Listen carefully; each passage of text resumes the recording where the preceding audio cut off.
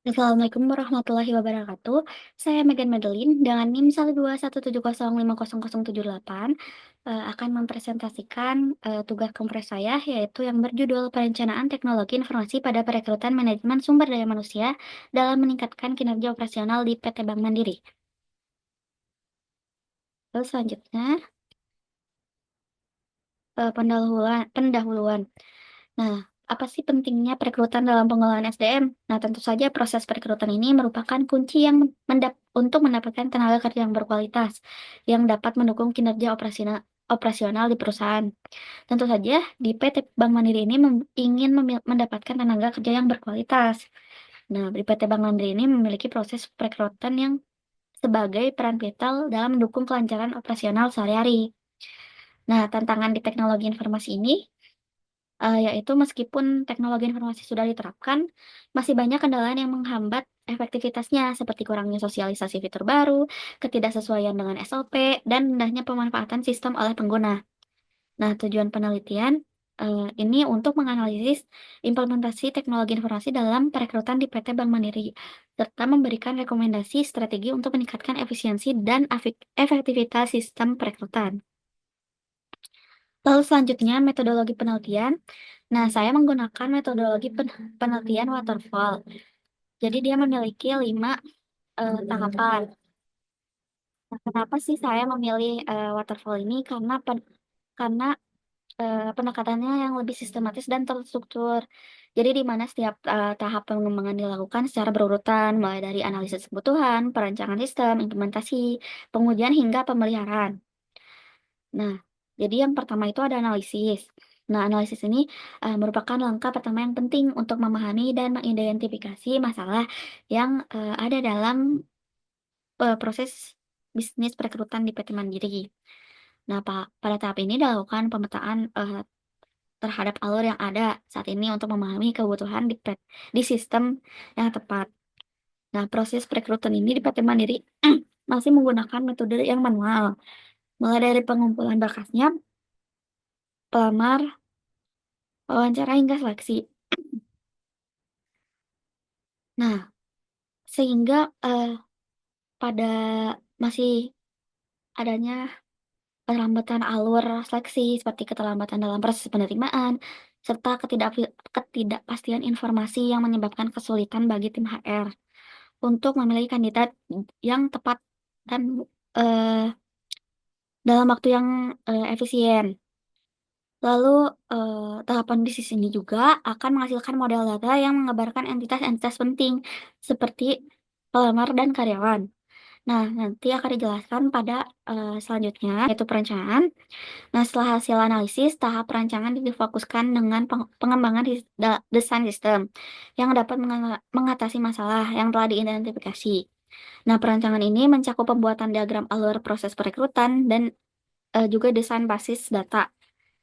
Nah, selain itu, dalam perencanaan ini juga akan diperhitungkan aspek teknologi komputasi dan jaringan komputer yang dibutuhkan untuk mendukung kelancaran sistem. Nah, selanjutnya ini analisis masalah perekrutan di PT Bank Mandiri.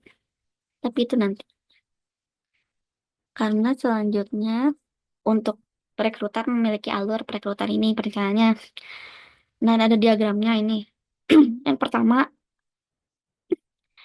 divisi mengajukan kebutuhan tenaga kerja pada HRD. Lalu HRD akan menerima dan menyetujui permintaan tenaga kerja. Lalu akan mempublikasikan lowongan kerja. Lalu pelamar akan melihat lalu mendaftar lowongan pekerjaan tersebut dan mengumpulkan dokumen. Nah, selanjutnya akan dilakukan pemeriksaan dokumen terhadap HRD. Lalu jika dokumennya akan ditolak, dia akan tidak lolos tentunya. Kalau dia diterima dalam seleksi pemeriksaan dokumen, dia akan dilanjutkan dengan tes pengetahuan dan wawancara. Lalu juga tes medical check up, dan juga HRD akan mengevaluasi hasil. Jika dia diterima akan menjadi karyawan, jika ditolak eh, dia tidak jadi karyawan dan eh, coba lagi. Bisa mencoba kembali, bisa dibuka. Lalu selanjutnya ada perancangan basis data. Yang pertama, tentu saja ada username ya. Username ini bisa digunakan oleh pelamar ataupun pekerja. Nah, di sini memiliki ID departemen. Nah, lalu ada FPK atau formulir permintaan karyawan atau FPK. Nah, eh, departemen ini akan mengisi FPK. Nah, departemen ini bertanggung jawab mengajukan formulir permintaan karyawan baru. Kayak apa sih yang dibutuhkan di departemen ini. Lalu FPK ini jadi dasar pelamar. Nah, jadi pelamar itu bisa lihat apa sih lowongan yang eh, saya cocok untuk daftar. Nah, jadi sebagai dasar gitu dalam pencarian pelamar baru. Nah, dalam kolom pelamar ini akan memiliki kategori dokumen rekrutmen. Nah, setiap pelamar ini harus memiliki dokumen rekrutmen tertentu gitu ya. Nah, pelamar juga akan diberikan seleksi. Nah, pelamar yang masuk dalam rekrutmen akan tentu saja menjalani seleksi terlebih dahulu. Nah, seleksi yang di seleksi ini akan eh, diperan diperankan oleh karyawan dan juga pelamar tentunya. Pelamar sebagai orang yang akan ditesnya dan karyawan yang akan menseleksi pelamar gitu ya. Lalu di slide selanjutnya itu ada logical database. Nah, logical database ini tentu saja ada ya tadi seperti user. User itu pasti memiliki password dan role user seperti pelamar ataupun HRD. Lalu selanjutnya FPK itu yang tadi diisi oleh departemen. Tentu saja FPK ini memiliki primary key ID FPK sebagai identitas uniknya. Lalu memiliki foreign key ID departemen karena dia akan diisi oleh yang dibutuhkan oleh departemen. Nah, FPK ini akan mendasari si pelamar yang tadi sudah dijelaskan ya. Nah, pelamar ini memiliki tentu saja primary key-nya ID pelamar sebagai identitas uniknya. Foreign key-nya itu yaitu ID seleksi dan ID FPK tentu saja karena pelamar akan masih berhubungan dengan eh, FPK sebagai dasar lowongannya yang dimasukkannya. Lalu ada seleksi karena akan diseleksi gitu. Di diberikan seleksi. Nah, diberikan seleksinya itu oleh siapa? Di seleksinya akan dilakukan oleh karyawan. Tentu saja karyawan memiliki jabatan. Nah, jadi primary dari jabatan ini ID-nya, lalu foreign key-nya NIP dari karyawan.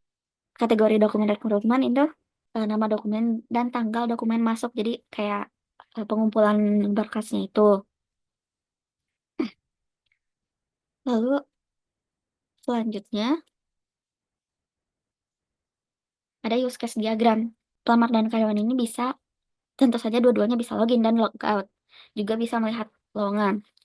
Nah, untuk pelamar ini yang bisa dilakukan dalam aplikasi itu yaitu ada input test, ada upload berkas, input introduction, dan input register.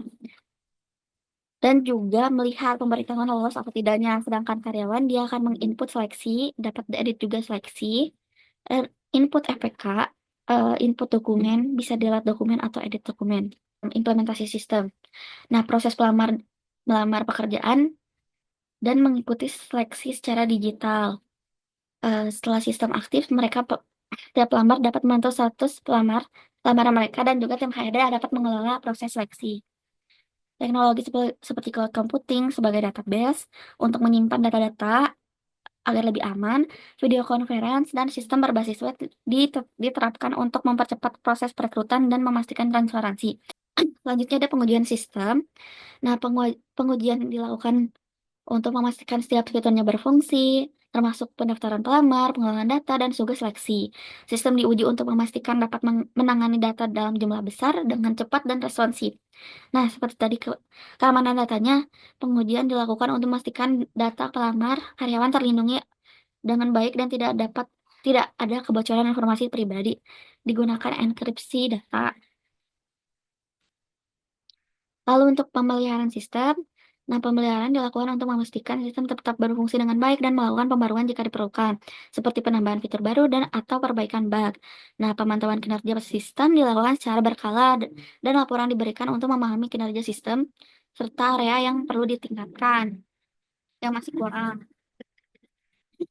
Nah, untuk hal tadi yang pembahasan, dengan adanya sistem perekrutan berbasis teknologi ini, perekrutan yang awalnya penuh dengan dokumen fisik, jadwal wawancara yang panjang bisa dipercepat, pelamar dapat melamar pekerjaan secara online, seleksi juga dapat secara online dan cepat, dan juga hasilnya akan lebih transparan.